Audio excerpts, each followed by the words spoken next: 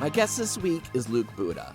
Luke is a founding member of the Aotearoa New Zealand indie art pop band, the Phoenix Foundation. He's also a solo artist and one-third of the three-headed film composer team Moniker. Moniker is best known for their work with Taika Waititi's films Eagle vs. Shark, Boy, and Hunt for the Wilderpeople.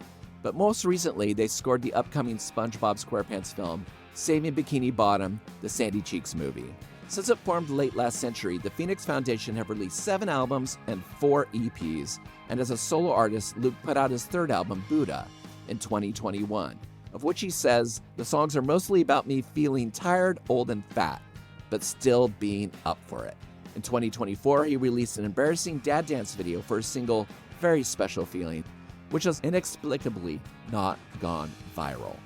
And it gives me great pleasure to welcome to Revolutions Per Movie, Luka Buda. Hey Chris, how you going? I'm doing great. Thanks for joining me today with our lovely time zones and still in daylight hour, but in different parts of the world. It looks beautiful where you are. Well, I'm in my fortress of solitude here. Well, actually, yesterday when you sent me the email that was like, see you soonish, I suddenly freaked out and I thought, oh my God, have I got the days wrong? I thought it was tomorrow. And actually it still is tomorrow because I am in your tomorrow. I'm actually coming to you from the future. That's exactly right. And you look good for it. But I'm a little disappointed. When did you get into wearing the powdered wigs and the little bit of lipstick? You're not wearing it today like you do on your solo album cover. What made you gravitate towards that as a look for that last album? I think just a love of pomp, probably, to be honest. It's sort of like a bit of a Prince, and I think it's more inspired by Prince and Elton John than it is by Ludwig and Wolfgang. I could totally see that. Yeah. Well, you pulled it off. We're going to talk about Dave Markey's film, 1991, The Year Punk Broke. But I have you here, and I have some questions I just have to ask as somebody who works in film, and, you know, you being part of Moniker and composing for these amazing films. What is it like to compose along 2 other people for a film? How do you decide where you're going to go collectively? Yeah, well, the thing about that is it still seems a slightly mysterious and vague kind of a process. To be honest, it's very different considering who you're working with. I mean, first of all, if you're working on a film, you're probably dealing with the director. If you're working on TV, you got to listen to the producers probably more because, you know, often each episode has a different director anyway. I mean, it's an interesting thing because you've got to find what the right tone is for the work, you know, for the show. And sometimes the right tone might not be something that you sort of think is cool, but you necessarily, you know what I mean? Yeah. Like, so we did the score for for Wellington Paranormal, and which is like a what do you call it? An offshoot or whatever of What We Do in the Shadows. Okay, it's a kind of a satiric, it's a mockumentary style thing, and this was produced by Taika Waititi and Jermaine Clement, and basically they just wanted it to sound like really, really bad taste reality TV music. Oh, wow. So that's what we did. And any time that we did anything that was, you know, actually cool or actually classy, Jermaine would be like, no, that's too good. Don't do that. You know, it's just got to go do. Wow. Well, is it hard to work with? I mean, you know, I know that they probably can speak music, but do you ever work on projects where you find that the barrier between somebody who, you know, is leading the charge in terms of the visual identity of it can't express what they want in musical terms to you? Oh, absolutely. And it does help when they can, but if they're not particularly musical, they can still describe, I guess, how they want things to feel. And that's enough, I think, if they just say, oh, it's, losing tension here, or at this point, this character is actually feeling quite confused about what's going, like there are other ways. And I guess that part of the job is deciphering, it's communication, isn't it? It's sort of listening to a person and trying to understand what they actually want, even if they're not necessarily using words that mean the same thing to you. Right. So, for instance, like Hunt for the Wilderpeople, which has, choral a cappella vocal work in it, has like indie pop songs in it, has percussive moments in it. How do you decide on those terms? Was he leading the call for what he wanted auditorily, or were you just left to your own devices? Oh, no. We certainly weren't left to our own devices. That was that was actually a naive question, but Oh, no. It's good. That was a bit of a saga, actually, because at first he said, we're really keen to have it in a very Jean-Michel Jarre zone. So, and then wow. And then he went to the States, and I think he'd started working on Thor. So he was already sort of in a Marvel world by the time that we were composing the score. And actually we were, I guess, left alone for about a month then. And we did an entire score, which was all synth arpeggios. And then we sent it to him, and clearly it freaked him out, because he was like, right, okay, so how I said I wanted it to be like Jean-Michel Jarre? I actually now think that's completely the wrong thing to do, so we're going to do something else. And to be honest, a lot of that stuff ended up in the film anyway, and I think that it was a classic case of there was a bit of a sort of a negative reaction to it, but then once you took away a few of the bits that were not working for him and replace them with other things, like, for example, the choral piece in the introduction, then it actually turned out that the sort of juxtaposition of the New Zealand bush and the kind of 70s synth arpeggio thing was actually quite a great combo. What about the birthday song? Oh, yeah, well, we didn't actually... Okay, that story is that they were in the bush. That didn't have anything to do with us. But it's an interesting story, which is they were in the New Zealand bush, and they were about to film the scene. But they didn't know... I think this was during the time when the rights to Happy Birthday were still in dispute. Right? Because yes. I think I don't know the exact story, but, someone was saying, actually, my relative composed this and it's still not out of... Yeah, there were two sisters, I believe. Right. There you go. And so the producer, Carthew, basically went in just before the scene and went, look, I don't know if we can do Happy Birthday. And so the actors wrote the birthday song there and then. Which is kind of a testament in some ways to like how sometimes the power of the moment can just be so perfect, really. Oh, that's such a beautiful moment. Yeah, I just wondered because, I was like, well, that either was a completely honestly improvisational moment, or this was really carefully curated as this amazing moment. Well, what about working on a SpongeBob movie? Is there certain keys and tones and sounds that you have to work within? Like they already have like a musical language for SpongeBob's world that they're like, we got to stay within these parameters.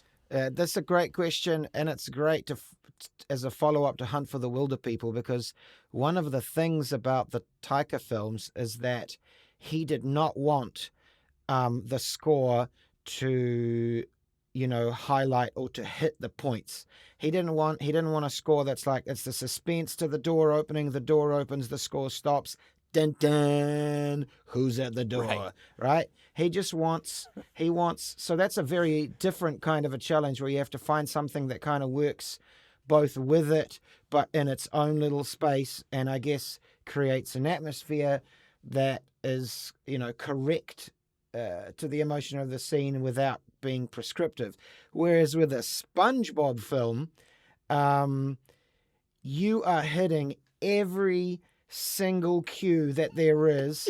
It's maximalist. So that's fun in a completely different way, which is, in this movie, which isn't out yet, but should be out soon. It's been a long time since we finished. Yeah, I saw you in LA. You were working on it, and that was over a year ago. It was in April 2023. That's right. Yeah. Yeah. I don't know. Is these, they have their reasons, I'm sure. But so there's a scene there which is like a Western scene. So it begins with a kind of an Ennio Morricone and homage to that, but then suddenly there's a character who's dressed like Bruce Lee, so the music immediately morphs into more of a sort of a Bruce Lee Enter the Dragon type thing. I mean, that's yeah, so it's very different because you basically have to really tell the story using the music, and I think that especially because it's a cartoon, and there's a lot less, with the human face is so expressive, whereas a cartoon face, or especially I guess a yellow sponge, maybe less expressive. So you gotta really work. You gotta really work for it. So a completely different challenge, and it was a challenge. Yeah. And it's wall to wall, I'm assuming, pretty much, right? For something like this. Yep. Yes, it was relentless. And relentless composition. To be honest, at one point I made a little sarcastic joke in a meeting. I was like, right, yes, no gaps at all, and that was a big mistake because someone on the other side of the call picked that up and went, yes, exactly, no gaps. Or I was kind of trying to make a little bit of a dry joke about how the second the music stops, it was like, oh, this isn't really working. And it turned out that by making that joke, it was like, no. They've taken this seriously, and we really have to have no gaps. Oh, my God. Amazing. Well, the film you've picked is near and dear to my heart. It was made by Dave Markey, who was a underground LA filmmaker who worked primarily in Super 8, loved all superstar films that were super iconic, and we traded them as VHS tapes, and did music videos for like Black Flag and Sonic Youth and Fire Hose, and he was also in a band on SST called Painted Willie. So Dave Markey's legend was already quite large in terms of the underground, which means that 300 people knew who he was in America. Yeah. But to us, the 7 people in Portland, Oregon, he was a legend. So to hear that he was doing something on a broader scale, while this film was kind of like showing the explosion, and it was true, like it's a sarcastic title, The Year Punk Broke, but there's truth to it. So, did you see this film during the era it came out? Yes. Not in, like, maybe I was 14, maybe 15 when I saw it. So let's say that was 90. Right. It was 94 probably. It was more. Okay. Yeah. But I mean, that's the era. Yeah, I did. And were you already a fan of, like, in New Zealand, was that sub-pop culture resonating?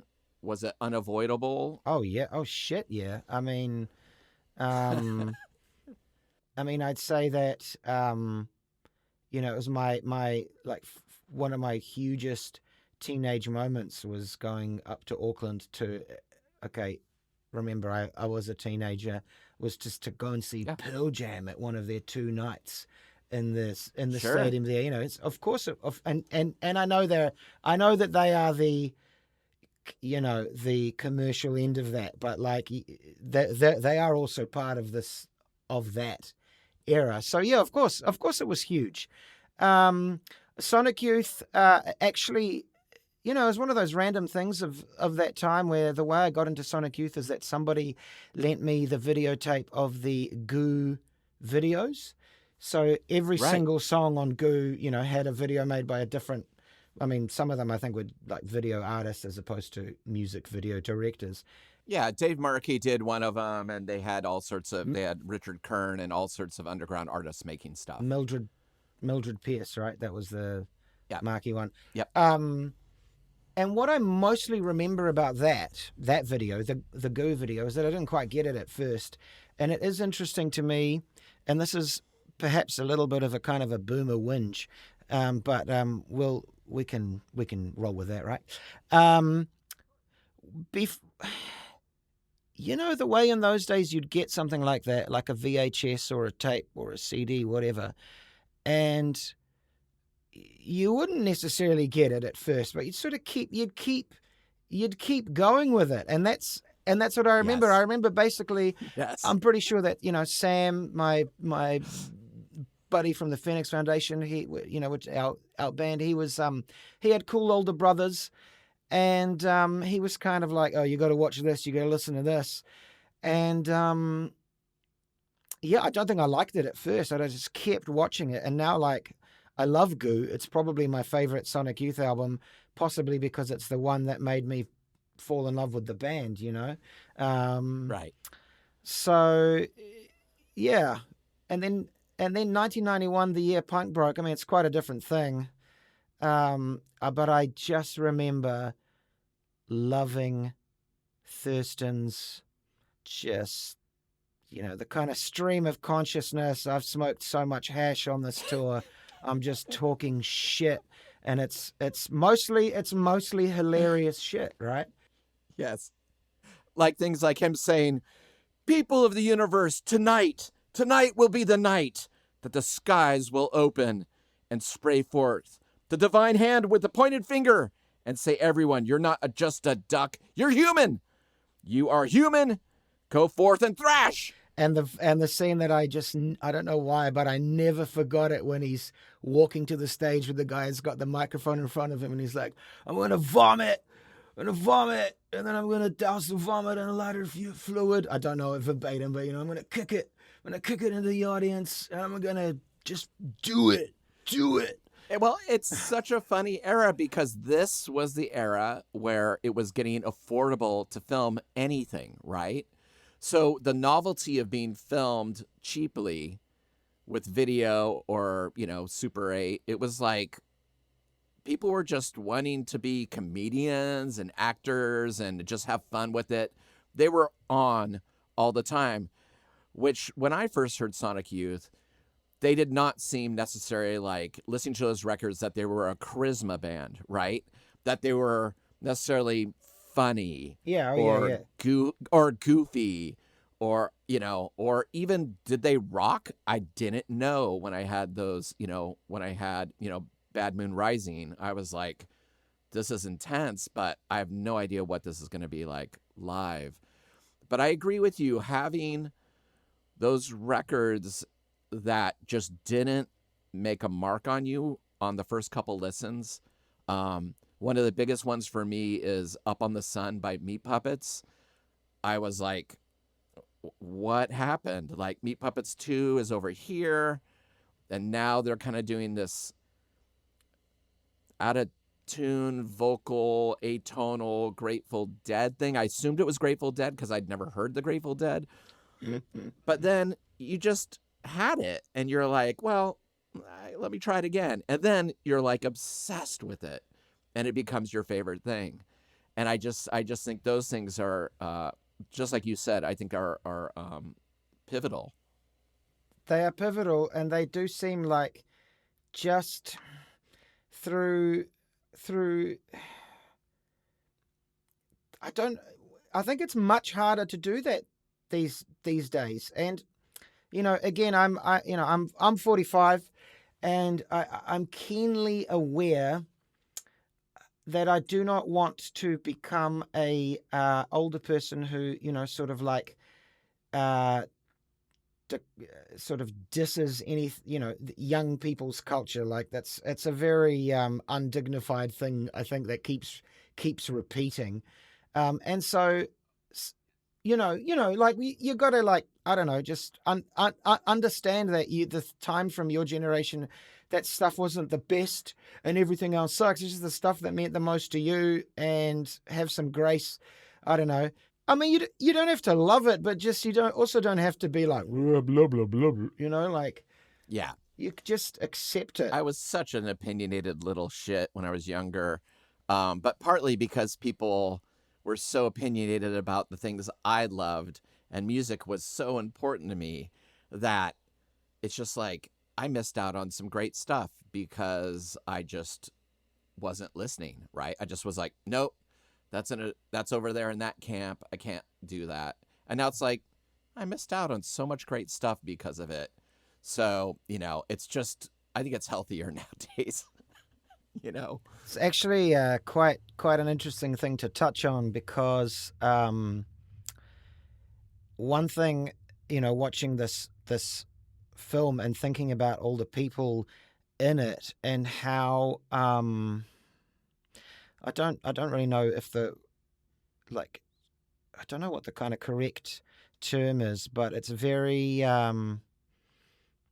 not tribal. I don't know, but there's a very strong we are anti corporate and Yes. really into being authentic, which I personally these days I find that an interesting concept because what does authentic really mean anyway? But the way that they would probably there'd just be bands that they would just hate, not just purely on an ethical basis or something, or just it's part of my cultural identity to be in this camp, and this camp is we dress kind of shabby. So do I, by the way. It's not a judgment call. We dress like this. We play jazz masters. We make heaps of fucking noise, and we talk about the end of record companies, etc. I don't know. It's such a huge part of their. So it's interesting that you brought that up because I don't think I ever really was like that. To be fair, even though I totally dig it. Well, I'm curious because here in the Northwest, it was interesting being part of the whole Sub Pop situation, and them being a small label, then kind of rising up and having bands that jumped to major labels, and Sonic Youth was one of the first bands that did it. Husker Du before them, and the conversation about selling out was a quite a big deal at the time. And the bands in this film, Sonic Youth, Dinosaur Jr., Nirvana, all made the leap, to major label and could be considered in certain camps as sellouts. And it's kind of amazing, we did the Jawbreaker documentary recently, and having the band Jawbreaker be considered sellouts because they're opening for Nirvana on the In Utero tour. It's like Nirvana, they're like, oh my God, that's sellout music. And it's it's Nirvana, right? I mean, yeah. It's not their fault that they got popular. It just happened. But did anything in New Zealand ever happen like that with Flying Nun or other music scenes where people were like, you can't grow outside of your scene? See, this is the kind of thing that is very much my opinion, right? Well, clearly, I think that New Zealand is kind of too small, because I mean, what does selling out in New Zealand mean? It means you can't you can't get rich here really from music. The only people who can do that are people who manage to, get some kind of degree of success in the States or England. You can't. I sort of feel like the scene is too small. Even if we're talking about niche scenes. Okay, so Flying Nun was a very strong one. That's before my time. But when our band was kind of coming up, a mellow, mildly psychedelic guitar band in Wellington, there wasn't a scene. There wasn't a mellow psychedelic guitar band scene here. The other bands in this town were mostly dub bands at the time. So I feel like it's kind of harder because what are you even selling out to here? To, I don't know, to get 10,000 record sales instead of 3,500. I mean, those are the numbers. I think a gold record in New Zealand in like the 90s was 7,500 sales. I mean, that's the kind of size of the market here, so it's kind of harder, I think. Although I'm sure there are still people who made really terrible music to deliberately try to have more success, but it's not exactly what we're talking about. Well, it's so interesting because Sonic Youth, it's just so funny to think about. To me, they were huge, right? Before Goo, right? Because I could find their records and they were on cool labels like SST and Homestead. And, they'd been to England and you'd read about them in, Forced Exposure. And then you find out how few records they sold. It's really weird to be like, oh, Bad Moon Rising sold less than 5,000 copies. You're like, what? Like, how is that possible? To me, I just assumed everyone had that record, but it's not true, And so I think it's really interesting at this point where, like, I feel like a lot of the bands like Nirvana, a very, even though they were great and catchy songwriters, I never would have been like, Nirvana's going to sell millions of copies.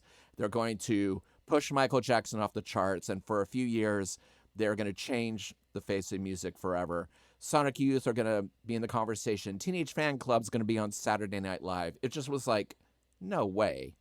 Mm-hmm. This is never going to happen. And when it happened, it was exciting. I remember just being like, I really thought it was going to change music forever. I was like, oh my gosh, I've heard the Butthole Surfers on the radio. We've won.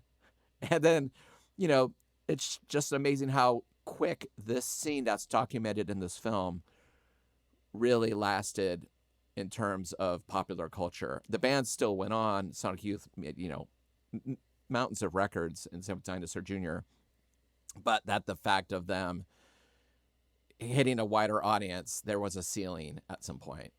Yeah, and also, I was just thinking as you said that also it's almost like a sort of a gentrification of a scene, isn't it? Like once the kind of I don't know how to put this into words exactly, but so kind of the way that's real, even though Nevermind, it ended up being a huge record. And actually now when I listen to it, I'm surprised. I'm like, why was anyone surprised? This is like a huge rock record with giant choruses and giant hooks. Like, it really isn't that much of a surprise looking back on it, but how that kind of sound, the sound of some huge guitars and a person screaming, was taken by the corporates once they saw that it was successful, and how, I don't know, distilled of some very necessary essence, and that kind of ruined that scene, and how that's kind of like, I don't know, cultural gentrification or something. Do you know kind of what I'm getting at? They went to where it was cool and they turned it into something that was uncool. Yeah. And also, again, we had Bleach, right? And Bleach, we were like, we loved it. It was like catchy, but noisy and ugly. But there was something, that had About a Girl on it. So you're like, oh, they're tuneful too. But, I just remember, and this is just my experience, but when I heard, Smells Like Teen Spirit, I was given like an advance, copy of the CD from somebody who worked at the label, Susie Tennant. And I just was like, yeah, you hear it now and you're like, okay, yeah, the drums are huge rock drums and the guitars are multi-tracked and the vocals are double-tracked. And it's like got all the things that make radio big, right? Things hit. But I wasn't listening to it. I just was like, what a great fucking song. And what a cool guitar chorusy solo. And yeah, I loved it, and it was so exciting for me to see them kind of blow up, because I didn't expect it. And I was like, it was just like when my band played with them the day their album went gold, it was my band Sprinkler, then Mudhoney, then Nirvana, all bands that were on Sub Pop or had been on Sub Pop, it was so exciting because we're watching an audience for the first time lose their mind in an indie rock world.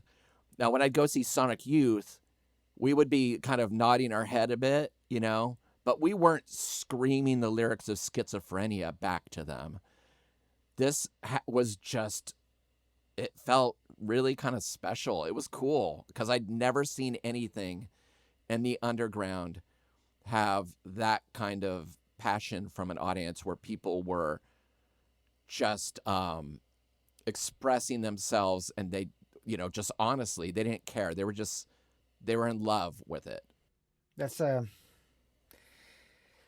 one of the nice things in the film, actually, is seeing Nirvana as just some nice, sweet young dudes, just being fun, just trying to sort of clearly really wanting to be cool with Sonic Youth, you know. Yes. And who wouldn't? Yeah, well, exactly. And just like kind of like if most of the rest of the footage that you see of Kurt Cobain, especially, is sort of like weighed down by the idea that he's, you know, the voice of his generation or whatever it is. You know, clearly most people don't seem to like it very much when they find themselves in that situation. But, you know, they're kind of just like, it's nice to see Nirvana.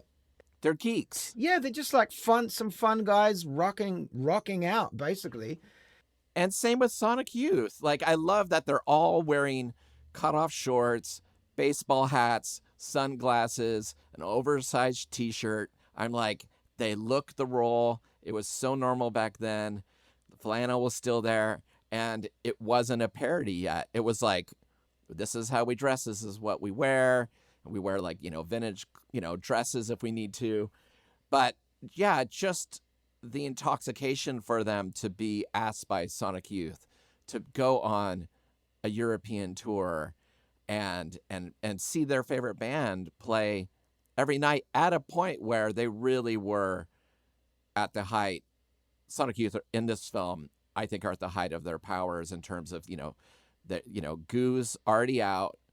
They've got, you know, Bad Moon Rising stuff. They've got Evil stuff. They got Sister stuff. Steve Shelley has joined them. I remember seeing Steve Shelley in the Crucifucks opening for the Dead Kennedys. I'd never seen a drummer in a punk band use mallets before, and it just stood out. I was like, that drummer is incredible. And then when I heard that he joined Sonic Youth, I was like, oh my God, I can't wait to hear what that sounds like. And he obviously was the right choice. But the great thing about the film, too, is you get visual access to how they do what they do. They are surprisingly tight in this film in terms of just like all the tunings that they use, jamming the screwdriver and the stuff, and all the whammy hits. They just kind of have finessed it in a really incredible way. It's I think the whole height of their powers thing is interesting because clearly it's like it hasn't started to wear thin yet, and they've just done lots of touring. And yeah, Steve, man, I love Steve Shelley's drumming. It's just always exciting. Like, he's, to be a total music nerd, he's so sort of on top of the beat. It never feels draggy. It's sort of like as close to rushing as you can get without actually rushing. But all the drummers in the film are great. Like, that's one thing I really noticed. Like, man, yeah, he's like a virgin. He's wearing drumming gloves. It's how good he is, you know. And actually, that's like another thing. Sorry to sound like a sentimental fool here, but like, oh, you're talking to one too. To a just terrible, hopeless. We're hopeless, aren't we? Just seeing a real raw dog rock band, you know, and they sound like, okay, they're tight, but still, like, the guitar amps are really loud. There's lots of feedback. It's wild, and there's huge crowds. You know, it's not, you know, the vocals are ropey, And there's something that's another thing that I'm like, man, I hope that it's kind of feels quite human, I think, that kind of thing. It feels like it's, even though I shy away from the word authenticity, there is something kind of real about that will always touch my heart. Yeah, me too. And also, it's exciting. We've both been in bands. When you play that show that's a little bigger than you ever imagined as an audience, that's really exciting. When you're like, I never thought I'd play to this many people. And I think in this film, I love that Dave gets so much of the crowd stuff too.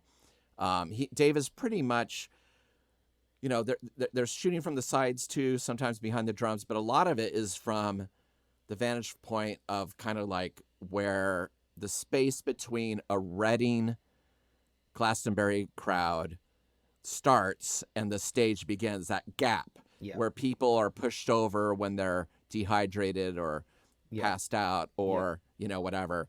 And so he gets really amazing footage. Like, you get to see things that when I saw Sonic Youth, if I'd be over on the Thurston side, I'd missed a lot that was happening on the Lee side, right?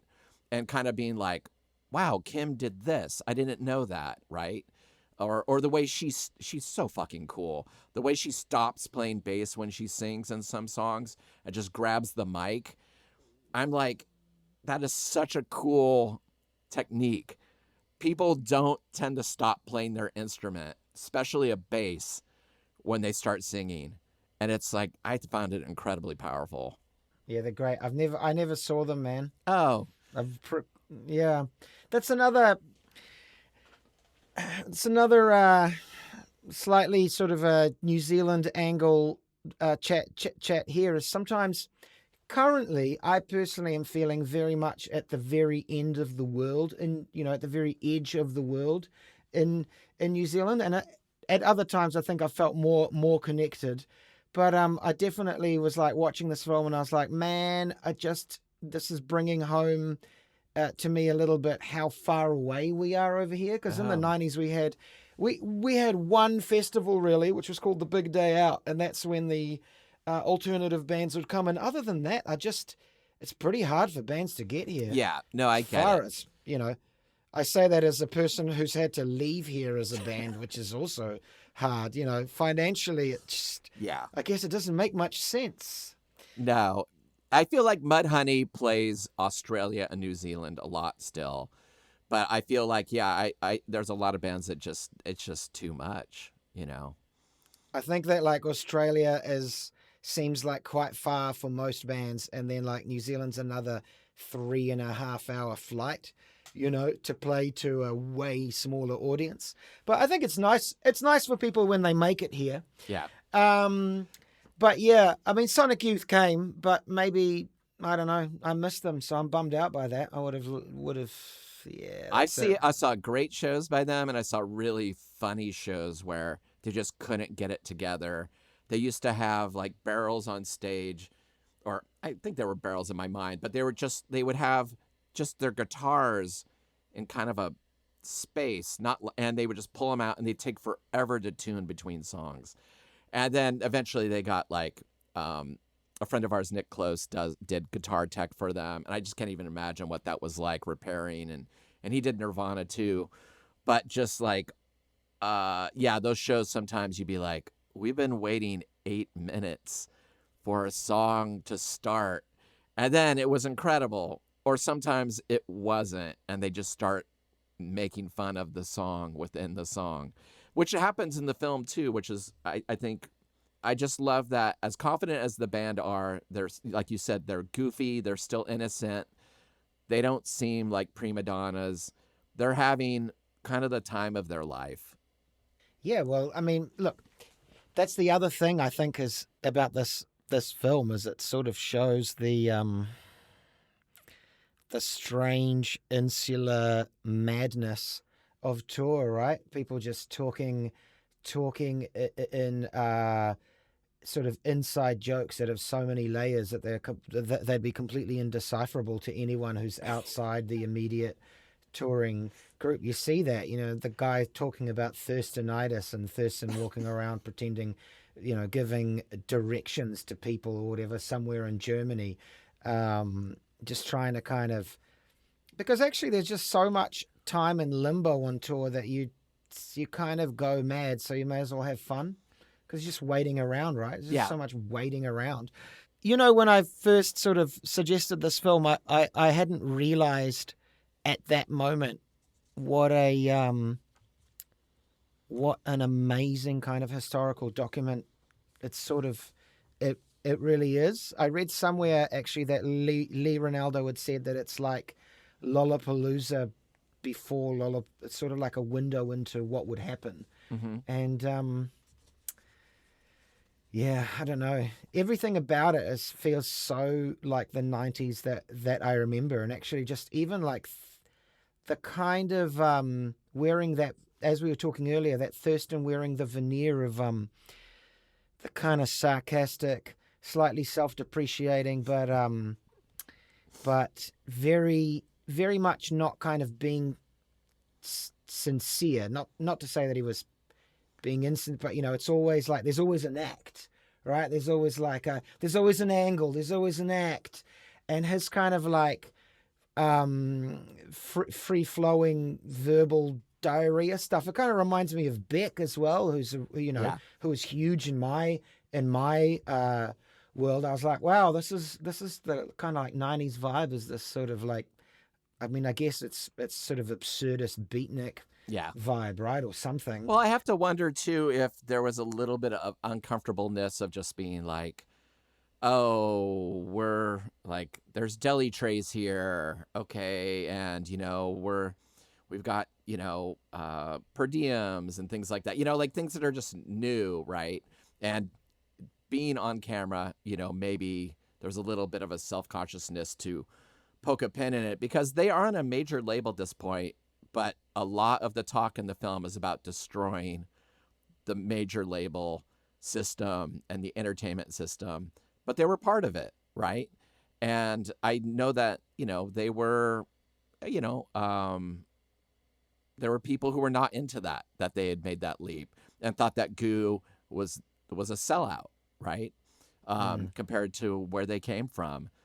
But I think for them to be able to mesh the dissonance of what they did and all their alternate tunings into a pop format seems really hard to do. Like, that to me is harder to do than writing like Expressway to Your Skull. Like, how they could do like Dirty Boots or things like that, but still sound like Sonic Youth and have that weird nausea to it, I think is masterful. Yeah, and it's sort of a testament to the kind of world that you live in, that the word pop can be associated with Goo, because I mean, I know what I know what you mean. It's got, Dirty Boots has got a big silly rocking chorus, I guess. I mean, it only happens once, but it almost seems sarcastic, to be honest, but it feels like, it doesn't matter whether they're doing it to poke fun, it still totally rocks. Yes. So it's totally air guitarable. But yeah, I always find that, like, I mean, Miles Davis' Bitches Brew was considered a sellout, wasn't it? Because he used, electric instruments. I mean, when was the last time you listened to that? Does that sound like a sellout? So, I don't know. Sometimes I get a little bit... yeah, it's a bummer. That's a kind of a... Yeah, it's sort of like it's a arbitrary position to take sometimes, I think, for people. And so I am aware that when I say that Goo's my favorite Sonic Youth album, that's not the cool choice.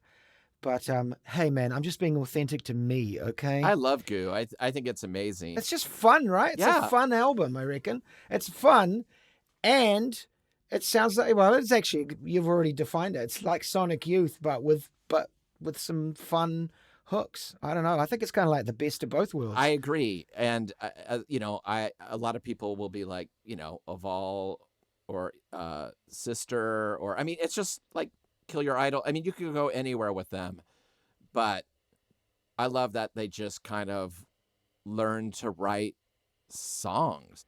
So Tunic on Goo, that's incredible, right?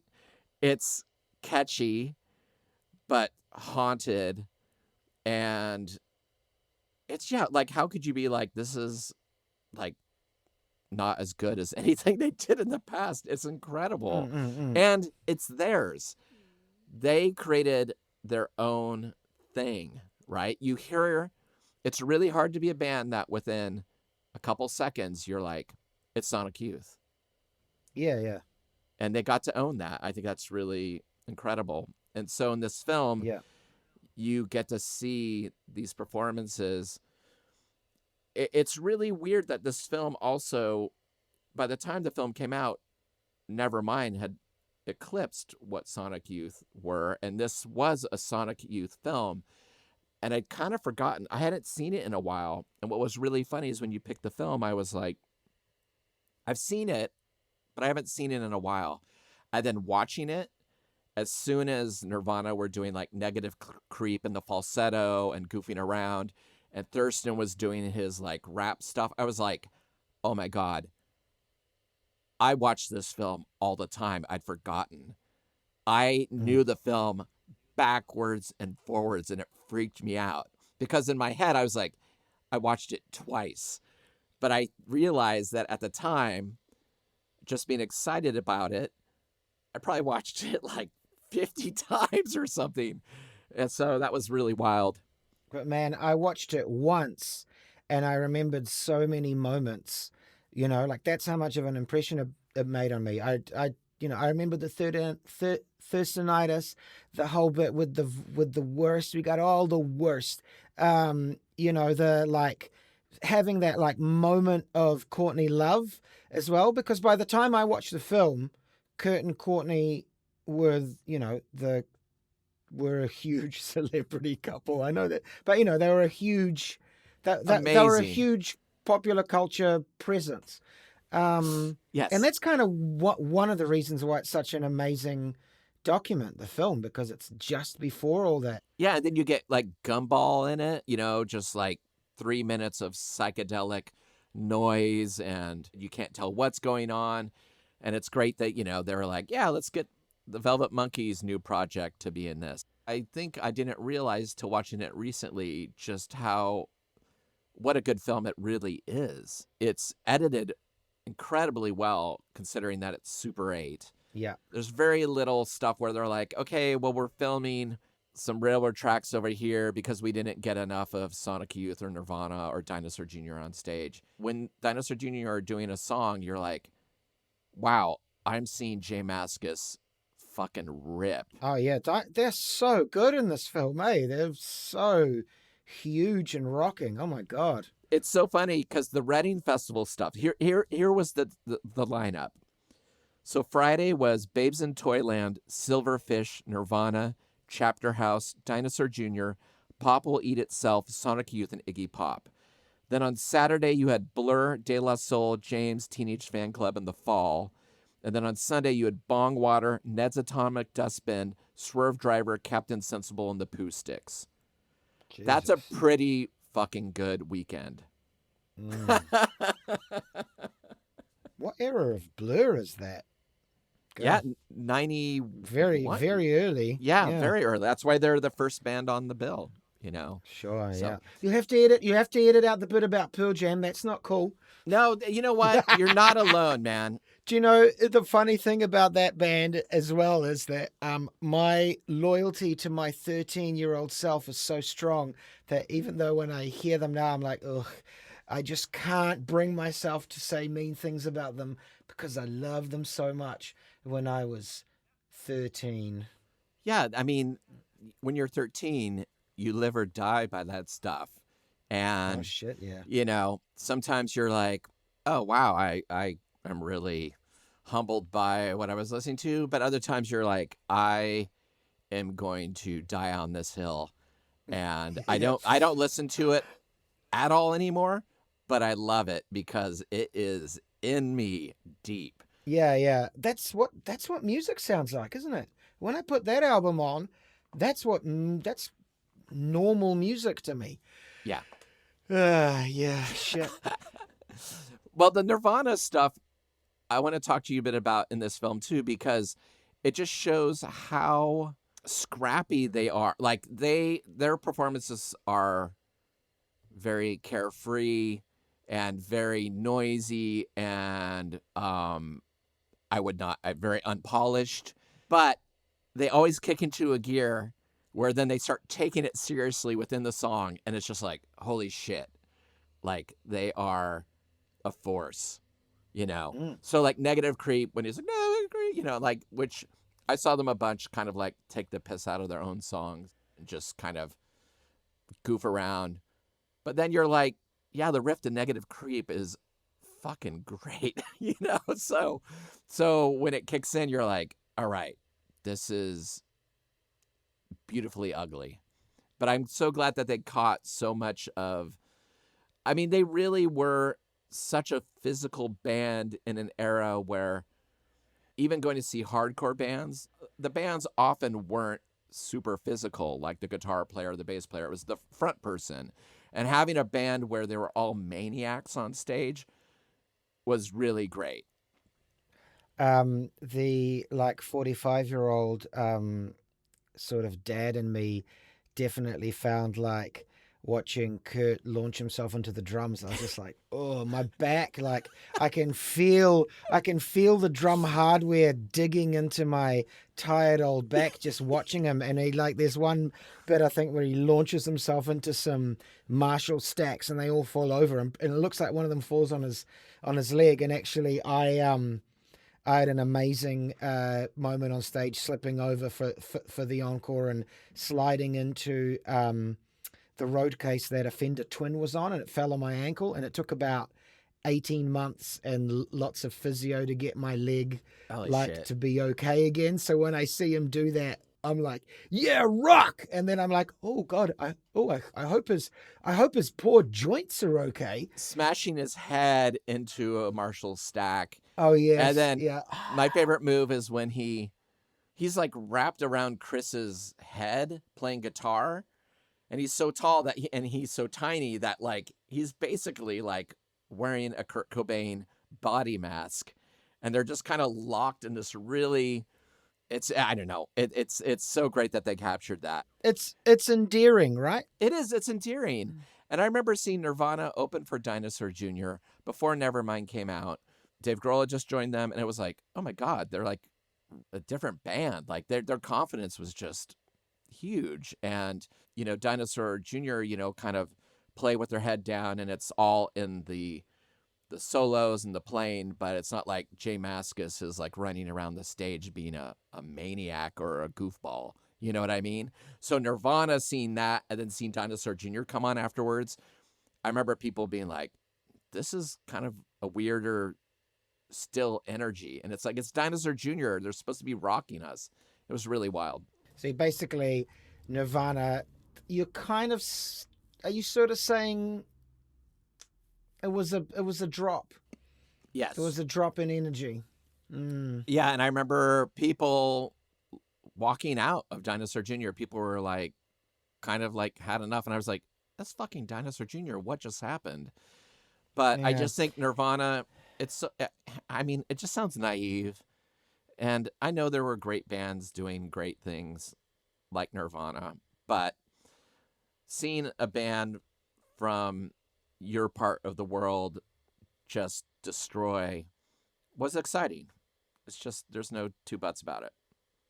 Look, I've got a little Nirvana anecdote for you, which is a little different, which is that, so I've got teenage children, and my 15-year-old son has a playlist which he calls Unk music, as in uncle music, as in dad rock, right?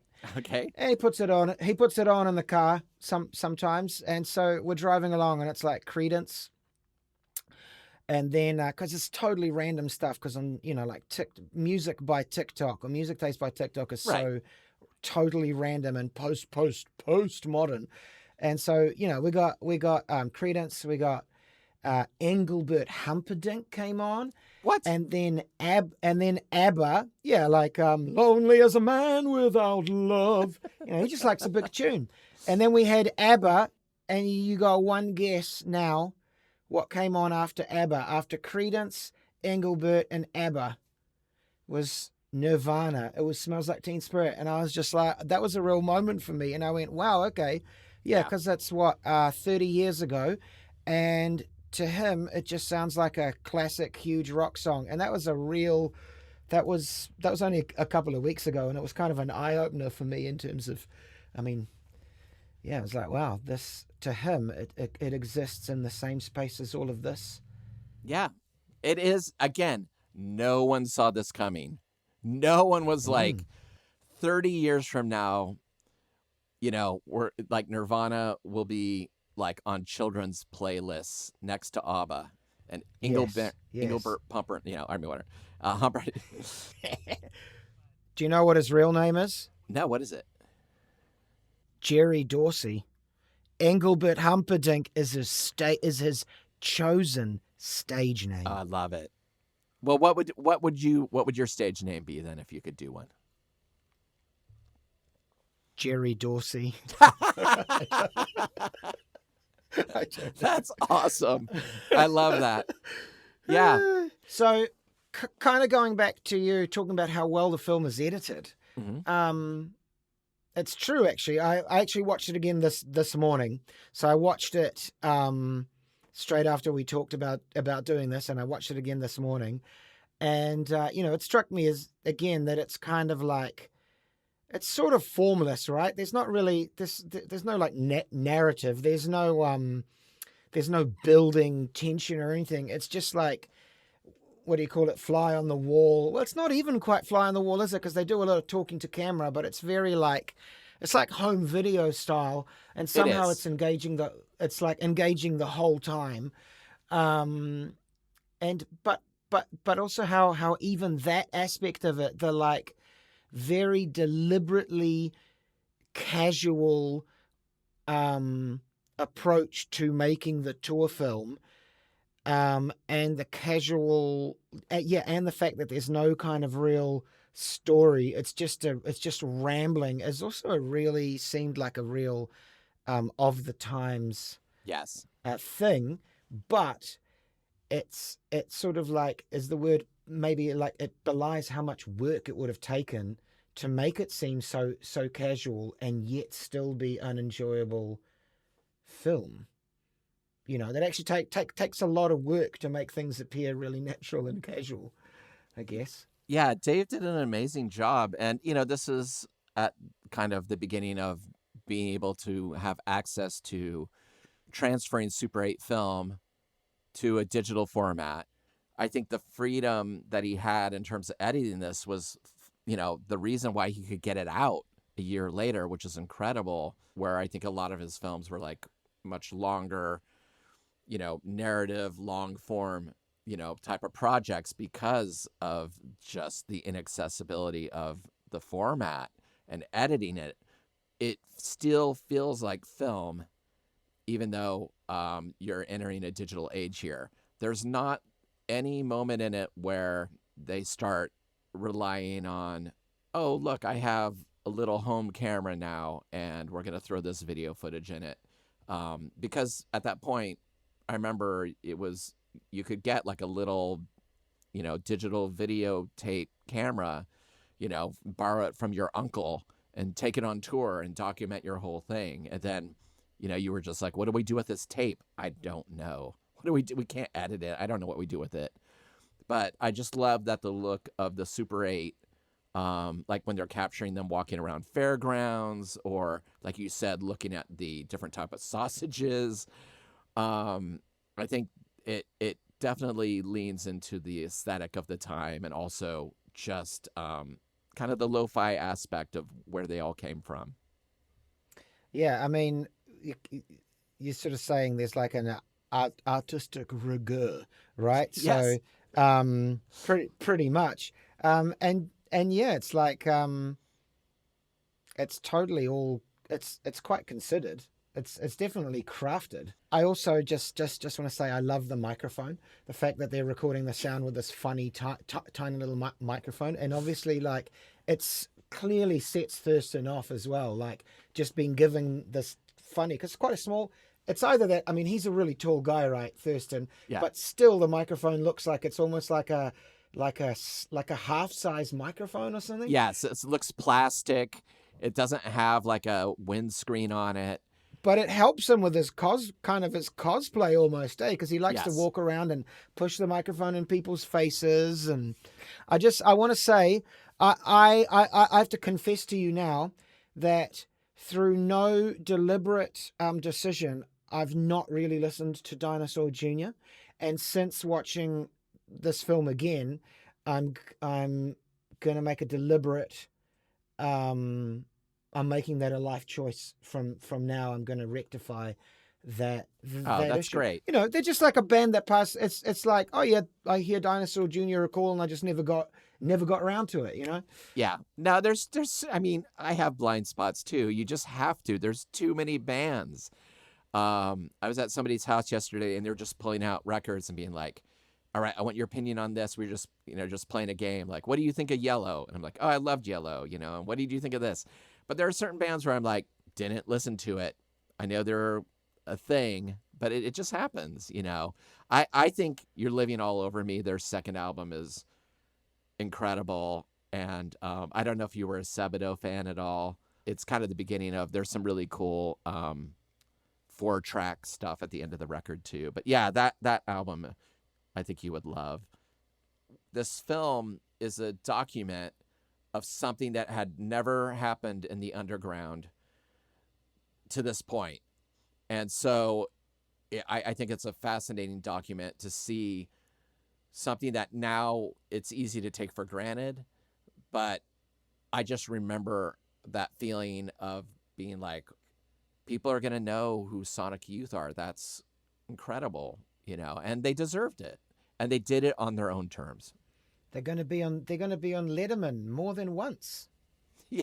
There's one band as well, when you're talking about all the bands that sort of got bigger later. You know, the Pixies are a pretty bloody classic example of, like, who would have thought that when the Pixies had split up and it seemed quite acrimonious, then in like 2010 or whatever, they were going to be playing in like 20,000 seater arenas and actually be just this huge thing that, I don't know, it's almost looked at differently than what it was at the time or something. But did you notice how at one point Thurston Moore says that they were touring with Black Francis in this film, and there's no footage of him at all?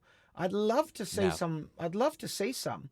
And actually, I just read they've just released it, or they recently released it, or are about to release it on DVD, and there's 65 minutes of unreleased footage. And I would actually probably quite like to see that, because that's just going to be more. I mean, sure, they probably edited it to be a nice film, but there's just going to be lots of footage of more footage of Nirvana and Sonic Youth, and maybe even Black Francis backstage fooling around, and I'm all for it. Well, at the end of every episode, I ask the same question, but I tailor it depending on what we're talking about. So on a scale from 1 to 90, how many minutes of Thurston Moore with the tiny little plastic mic rapping free-form poetry on a railroad track in Germany while Kurt Cobain and Kim Gordon throw shapes behind him do you give this film? On a scale from 1 minute of Thurston and the gang doing that to 90 minutes of the gang doing that? 91. 91. It was a trick question. That is exactly what I had here. There you go. Yeah, I would. I think it's, I mean, I'm not going to say it's important for people to see, but I think for people who are into, into the history of culture, it feels, I'm afraid to say this word, but it definitely is like got definitive. It feels like maybe it's approaching the word definitive. You know what I mean? Like it's kind of such a beautiful encapsulation of a time and people who were sort of part of it and who lived through the 90s and who, for like me, I was a teenager in the 90s, and I definitely feel like I am from the 90s. It's like watching, it's deep. It's deep, man. Well, it's also lovely because, again, it was made before Nirvana blew up. Yes. And so the biggest band in this film are Sonic Youth. And there's a beauty to just them making this thing with just innocence and being like, we're on the road with Sonic Youth and some of our favorite bands. Of course, we're going to document it. We're all friends. And I think that people are so comfortable in this film at just being themselves. You know, they're not living into what was coming next. It hadn't happened. So it was, you know, if they'd made this film a year later, completely different film. I mean, yeah, and also like the fact that it's already a really great film of what it is, and then the fact that Nirvana are there, like that aspect of the story just before they get big, is just like a little extra spice to it, I think, because it's already a great Exactly. like testament to life on the road as an alternative rock band or whatever. But the Nirvana angle just adds this little special thing to it, I think. Well, thank you so much for picking the film. It was really amazing to go in deep with this. Hey, thank you so much for having me on. And I feel, slightly relieved because actually after picking the film, kind of randomly, you're just going, oh, I really like that film. Later on, I was like, oh shit, this film is like, there's quite a lot of weight to it in a way. And am I qualified to speak about this? But I think we've gotten through it. I think we got through it. Absolutely. The thing I love about the show is getting to see it through different eyes, and you're in New Zealand, you're younger than me, what it meant to you and what it meant to me as somebody who was kind of like, just on the outskirts of the conversation and being in bands that were on those labels and stuff. It still is a powerful film, and I just think it was an exciting time. I just remember being really excited about the future, and not like, oh, this is like anything's possible, but just that music I loved was all of a sudden finding ways to reach an audience. I just couldn't believe it. It was so exciting. Thank you for listening to Revolutions Per Movie. We release new episodes every Thursday on your favorite podcast app and additional bonus episodes every Sunday on our Patreon. The show is a completely independent affair, so the best way to support the show is through our Patreon at patreon.com/revolutionspermovie, where you can get weekly bonus episodes and shows, exclusive limited edition flexi discs and records and CDs featuring guests that have appeared on the show, and other exclusive goods sent to you just for joining. You can follow us on social media at Revolutions Per Movie, and also find out more information about our various guests in the episode show notes. Thanks again, and we'll see you next week. Bye!